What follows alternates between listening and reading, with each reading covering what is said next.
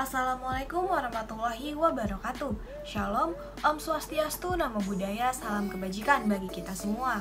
Perkenalkan, kami dari kelompok 5, Hukum Jaminan kelas C yang beranggotakan dengan saya, Wanda Hamidah. Halo, saya Nisa Febian. Halo, saya Lambu Bita Gloria Mahaputri. Nama saya Mariska Cahyani Putri. Perkenalkan, nama saya Altu Juniari Zazaria. Pada video ini kami akan membahas hasil makalah kami yang diberi judul Implikasi Hukum Jaminan Fidusia pada Mobil Clara Sinta yang ditarik paksa oleh debt collector, analisis kasus objek jaminan yang bukan milik debitur. Baik, langsung saja kita masuk ke pembahasannya. Selamat menyaksikan. Apa itu jaminan fidusia? Jaminan fidusia merupakan jaminan kepercayaan yang berasal dari adanya suatu hubungan perasaan antara manusia yang satu dengan manusia lainnya, yang mana mereka merasa aman sehingga tumbuh rasa percaya terhadap teman interaksinya tersebut. Untuk selanjutnya, memberikan harta benda mereka sebagai jaminan kepada tempat mereka berhutang. Di dalam pasal 1 Undang-Undang Nomor 42 Tahun 1999 tentang jaminan fidusia menyebutkan memberikan batasan dan pengertian fidusia sebagai pengalihan hak kepemilikan suatu benda atas dasar kepercayaan dengan ketentuan bahwa benda yang hak kepemilikannya dialihkan tetap dalam penguasaan pemilik benda atau pemberi fidusia. Pemilik benda dapat menjaminkan benda miliknya dengan jaminan fidusia sebagaimana diatur dalam pasal 1 angka 5 Undang-Undang Nomor 42 Tahun 1999 tentang jaminan fidusia bahwa pemberi fidusia merupakan perseorangan atau perusahaan pemilik dari benda tersebut. Latar belakang, jaminan fidusia merupakan produk konvensional yang diterapkan untuk memberikan perlindungan bagi kreditur khususnya ketika debitur melakukan non-prestasi. Kreditur dapat meminta ganti rugi kepada debitur melalui eksekusi atas jaminan fidusia. Pada jaminan fidusia, pemilik benda dapat menjaminkan benda miliknya sebagaimana diatur dalam pasal 1 angka 5 Undang-Undang Nomor 42 Tahun 1999 tentang jaminan fidusia. Namun, pada prakteknya dapat terjadi penyelewengan penjaminan di mana pemilik benda tidak mengetahui bahwa benda miliknya dijaminkan oleh orang lain. Hal tersebut merupakan titik sentral pembahasan dalam tulisan ini karena pada praktiknya hal tersebut dapat menimbulkan masalah hukum. Pada kasus Clara Sinta, Toyota Alphard miliknya diambil paksa oleh debt collector. Clara mengaku bahwa dia tidak pernah merasa menggadaikan BPKB tersebut kepada siapapun dan segera menemui pihak leasing yang menyita BPKB sekaligus mobilnya. Merujuk pada pasal 15 ayat 2 Undang-Undang Nomor 42 Tahun 1999, berdasarkan pasal tersebut, pihak leasing dapat menarik kendaraan yang menjadi objek jaminan fidusia jika ada kesepakatan mengenai cedera janji atau prestasi serta debitur secara sukarela menyerahkan objek jaminan fidusia. Rumusan masalah yang pertama, bagaimana penerapan hukum jaminan fidusia pada mobil Clara Sinta yang ditarik paksa oleh debt collector. Yang kedua, bagaimana akibat hukum yang didapatkan jika debitur menjadikan objek jaminan fidusia yang bukan milik debitur pada kasus Clara Sinta. Penerapan hukum jaminan fidusia terhadap mobil Clara Sinta yang ditarik oleh debt collector. Berdasarkan pasal 1 ayat 1 Undang-Undang Nomor 42 Tahun 1999 menyebutkan bahwa jaminan fidusia merupakan hak jaminan atas benda bergerak baik yang berwujud maupun yang tidak berwujud dan benda tidak bergerak khususnya bangunan yang tidak dapat dibebani hak tanggungan sebagaimana dimaksud dalam Undang-Undang Nomor 4 Tahun 1996 tentang hak tanggungan. Artinya, jaminan fidusia adalah hak jaminan atas benda yang diberikan oleh pemberi jaminan kepada penerima jaminan sebagai jaminan atas pelunasan utang-utang tertentu yang memberikan kedudukan yang diutamakan kepada penerima jaminan terhadap kreditur lainnya.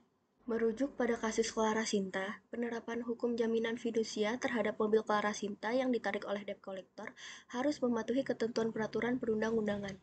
Menurut Undang-Undang Nomor 42 Tahun 1999 tentang jaminan fidusia, eksekusi objek jaminan fidusia harus dilakukan oleh pengadilan negeri.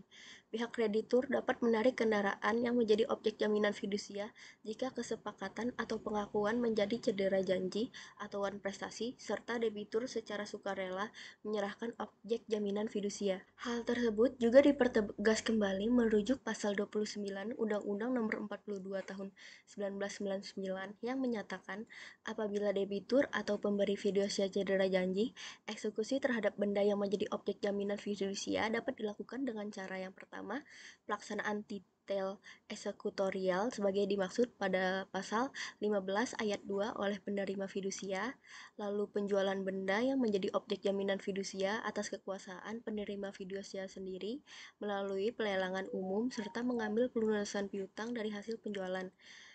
Lalu, penjualan di bawah tangan yang dilakukan berdasarkan kesepakatan pemberi dan penerima fidusia yang dengan cara demikian dapat diperoleh harga tertinggi yang menguntungkan para pihak. Bila ditarik dari kasus Clara Sinta, maka telah terdapat penerapan dari hukum jaminan fidusia, yaitu mobil Alphard milik Clara Sinta yang merupakan benda bergerak yang ditarik paksa sebagai objek jaminan tersendiri. Mobil tersebut digunakan sebagai jaminan oleh mantan suami Clara Sinta tanpa persetujuan kedua belah pihak untuk melunasi hutang. Jika debitur keberatan kendaraannya diambil, pihak leasing atau debt collector tidak boleh mengambil kendaraan tersebut secara paksa. Oleh karena itu, dalam kasus ini penerapan hukum jaminan fidusia terhadap mobil Clara Sinta yang ditarik oleh debt collector harus mematuhi ketentuan peraturan perundang-undangan, dan eksekusi objek jaminan fidusia harus dilakukan oleh pengadilan negeri. Baik, pembahasan selanjutnya yaitu akibat hukum jaminan fidusia pada mobil Clara Sinta yang ditarik paksa oleh debt collector. Berdasarkan pasal 1 angka 5 UU Jaminan Fidusia, dijelaskan bahwa pemberi fidusia adalah orang perseorangan ataupun korporasi yang memiliki benda yang menjadi objek jaminan fidusia. Nah, dalam kasus Clara Sinta ini, mobil yang dimilikinya dijadikan jaminan fidusia oleh mantan suaminya tanpa persetujuan Clara Sinta.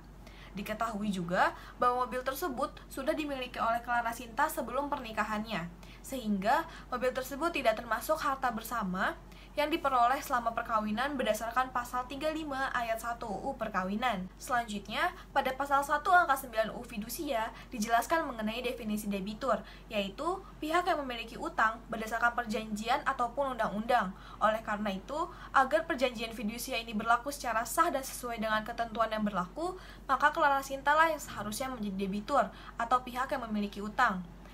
Selanjutnya, apabila perjanjian fidusia ini dilakukan oleh pihak yang bukan pemberi fidusia seperti dalam kasus ini yaitu oleh mantan suami Clara Sinta, maka berdasarkan pasal 1320 KUH Perdata dan pasal 1321 KUH Perdata, perjanjian fidusia tersebut dapat dibatalkan karena terdapat unsur penipuan dalam kesepakatan tersebut.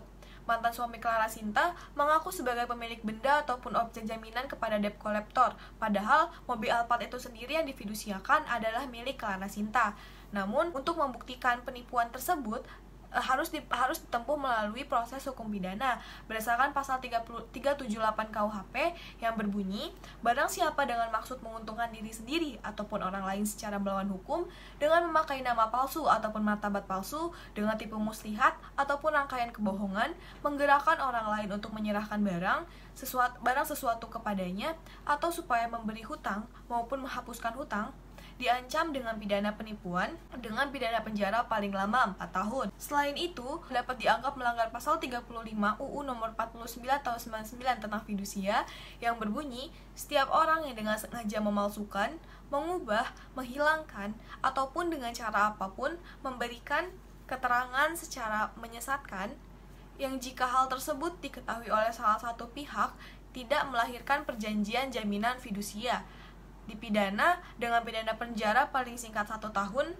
dan paling lama 5 tahun, dan juga denda paling sedikit 10 juta rupiah dan paling banyak 100 juta rupiah. Dengan demikian, untuk memperjelas kasus ini dan membuktikan kesahan perjanjian jaminan fidusia tersebut yang dilakukan oleh mantan suami Clara Sinta, perlu dilakukan investigasi dan upaya hukum pidana terlebih dahulu untuk membuktikan adanya penipuan dan pelanggaran hukum yang terjadi dalam perjanjian fidusia tersebut. Dalam hal ini, pihak debt collector tidak memiliki kewenangan dan tidak bisa menarik paksa mobil milik Clara Sinta tersebut. Mulai dari kasus Clara Sinta, maka telah terdapat penerapan dari hukum jaminan fidusia, yaitu mobil Alphard milik Clara Sinta yang merupakan benda bergerak yang ditarik paksa sebagai objek jaminan tersendiri. Mobil tersebut digunakan sebagai jaminan oleh mantan suami Clara Sinta tanpa persetujuan kedua belah pihak. Untuk melunasi utang, dalam kasus ini penerapan hukum jaminan fidusia terhadap mobil Clara Sinta yang ditarik oleh debt collector harus mengetahui ketentuan peraturan perundang-undangan, dan eksekusi objek jaminan fidusia harus dilakukan oleh pengadilan negeri. Oleh karena itu, jika perjanjian fidusia ini dilakukan oleh pihak yang bukan pembeli fidusia, maka berdasarkan pasal 132 dan pasal 132.1 KUHP Perdata, perjanjian tersebut dapat dibatalkan karena terdapat unsur penipuan dalam kesepakatan tersebut. Selain itu, pelaku juga dapat dianggap melanggar pasal 35 Undang-Undang Nomor 49 Tahun 1999 tentang fidusia. Dengan demikian, untuk memperjelas kasus ini dan membuktikan kesalahan perjanjian jaminan fidusia yang dilakukan oleh mantan suami Clara Sinta, perlu dilakukan investigasi lebih lanjut. Saran berdasarkan kasus tersebut, dari OJK juga harus menyelidiki lebih lanjut mengenai apakah debt collector yang melakukan penagihan dari perusahaan yang sudah memenuhi peraturan yang berlaku, dan OJK harus memberikan sanksi kepada perusahaan yang menugaskan mereka jika terbukti melanggar peraturan yang berlaku, agar diharapkan dapat tercapai keadilan perlindungan konsumen serta penegakan hukum yang efektif dalam kasus ini. Cukup sekian presentasi dari kami, kurang lebihnya kami mohon maaf. Wassalamualaikum warahmatullahi wabarakatuh.